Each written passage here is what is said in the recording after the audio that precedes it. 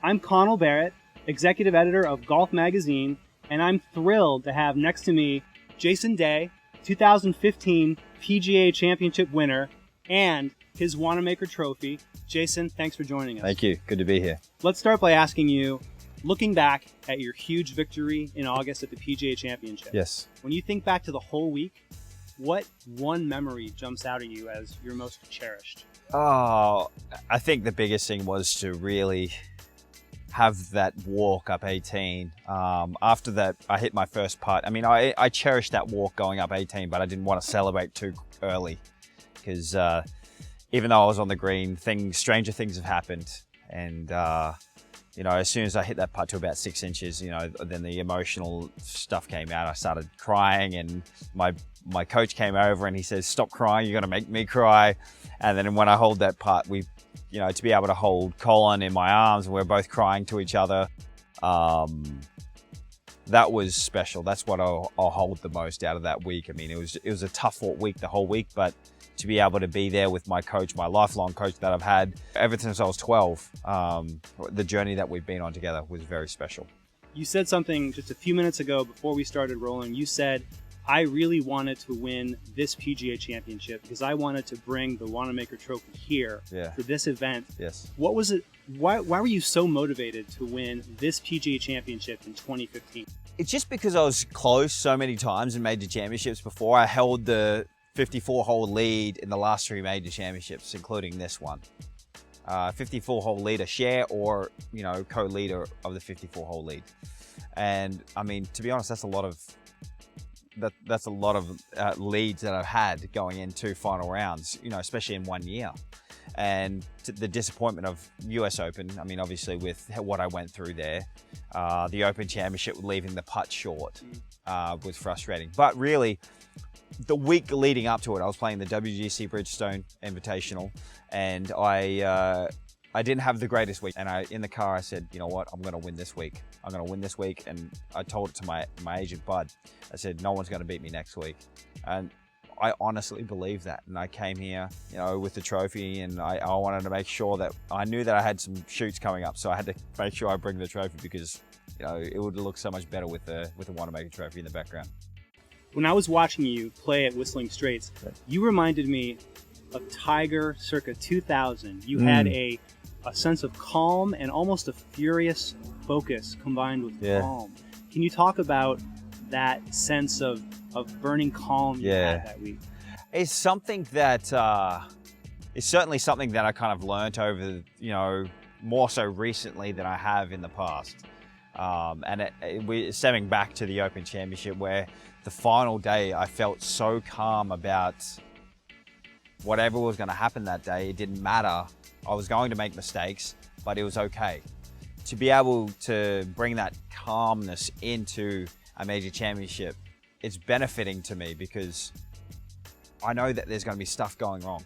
There will be mistakes, but to be able to come into the week fully focused, ready to fight, to be able to come in with that sense of calmness, but also combine those two things together is why I played so great.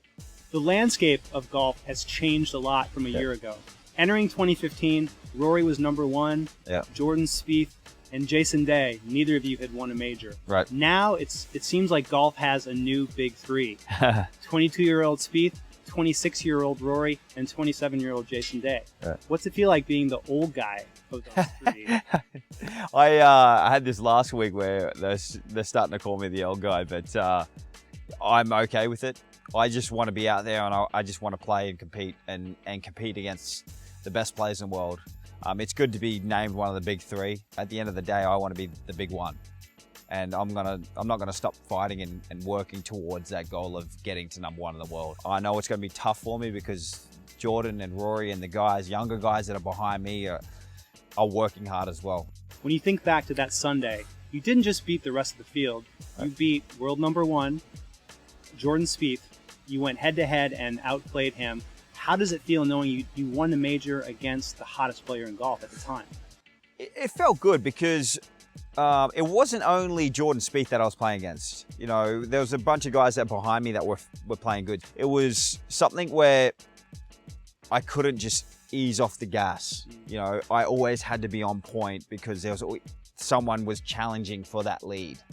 And if I would have, you know, just left a little light in that door, I know he would have slammed it on me, and I know that he may have had the opportunity to overtake me, just because he's comfortable in situations like that. He thrives off any sort of weakness in your game.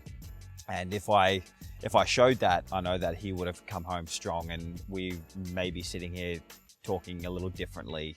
But you know, at the end of the day, I played great. I shot 5 under par in the final round. He shot 4, so we both went out and played against each other, and it was a good hard fight. And you had an interesting exchange with Jordan on the 11th hole after you both hit some drives. Tell that story. Well, you know, just watching his drive, he hit it a little bit right. He went over the bunker that's about 305 yards. So he hit a cracking shot over the bunker, and it just kind of bounced right into the rough. And then I stood up there and just melted a driver down the middle. And we walked up there, and he starts laughing like hysterically. And I look at him and he goes, "Holy, look how far your ball has gone." And I look down and I'm like, because I mean, it happened the day before, so I wasn't too surprised by it. There was at least 80 yards between us, and he just couldn't get over it. He couldn't really believe how far I hit it down there. And I just gave a little bicep curl and kind of walked off down to my ball and hit wedge on the green. Did you feel a little bit left behind the last few years as guys like Bubba, Rory, and then Jordan started piling up majors? Did that motivate you even more? Yes, it did. And I didn't feel left behind because I know that I had to work harder, because their success is because of what they've done to get there. They're there for a reason. And, you know, at that current time, at that point in my life,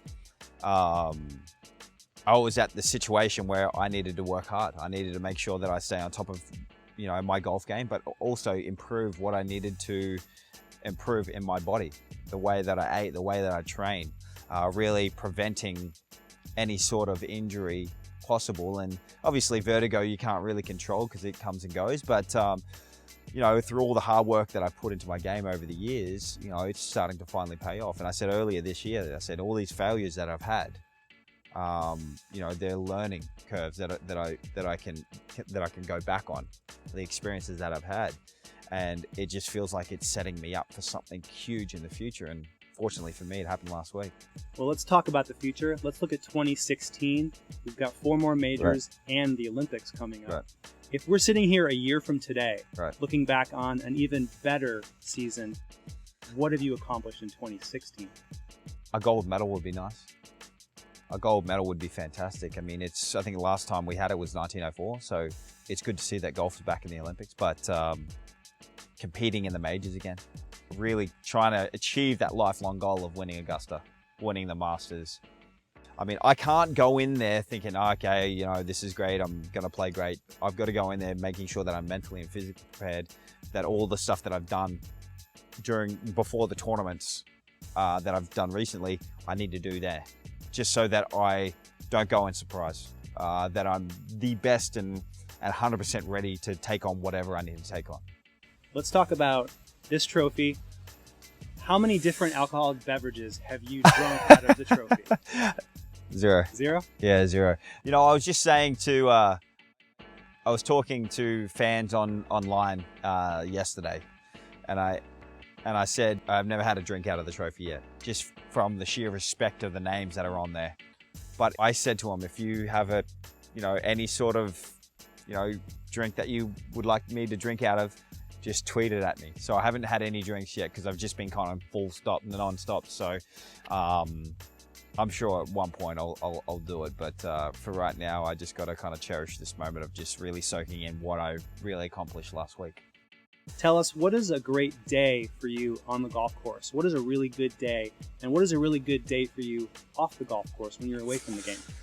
A good day was last Sunday, winning a major championship. No, you know what, to be honest, just being out on the golf course, just enjoying the sport that has changed my life for the better. A good day off course is spending time with the family, spending time with Dash and Ellie, golf is a very selfish sport. A lot of time that you have to put into the game, a lot of time away from the family, but to be able to spend it with Ellie and Dash and watch Dash grow up is a good day for me. Well, you've had a great 2015. We hope you have a great 2016. Read a lot more about Jason in the November issue of Golf Magazine. Thanks, Jason. Thanks, mate.